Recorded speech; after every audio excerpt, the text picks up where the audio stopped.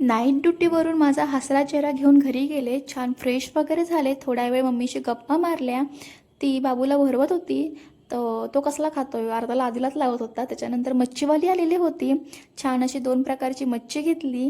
मग आम्ही किचनमध्ये आलो. दोघी पण जेवणाला लागलो होतो. आज अमावस्या होती, तर 2 प्रकारचं जेवण होतं. व्हेज पण होतं, नॉनव्हेज पण होतं. मग काय मी घेतलं खोबरं किसायला. त्याच्यानंतर थोडा वेळ बाहेर बसून गरमागरम चहा पियाले. मस्तपैकी असा वारा सुटलेला होता. आमच्या आजूबाजूला खूप झाडं आहेत, त्यामुळे खूप वारा असतो. मग मिक्स अशी भाजी केली. त्याच्यानंतर मम्मीने वडे तळायला घेतले आणि साईडला मी मच्छीचं सार करायला घेतलं. त्याच्यानंतर थोडा वेळ मच्छी फ्राय केली. आज 2 प्रकारची मच्छी होती, प्रत्येकाच्या आवडीची मच्छी होती.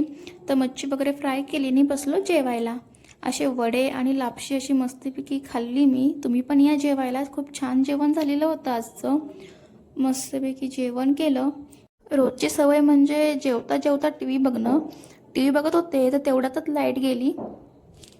हे दोघं पण खेळून खेळून दमलेले होते. मग झोपले, मी पण झोपले. संध्याकाळ झाली. आज सर्व पितृ अमावस्या होती, तर कणकेचा दिवा बनवलेला होता. आपल्या पूर्वजांसाठी हा दिवा तयार करायचा असतो आणि घराबाहेर ठेवायचा असतो. त्यानंतर झाली म्हणजे तुटीवर जाण्याची वेळ. चला मग, बाय बाय.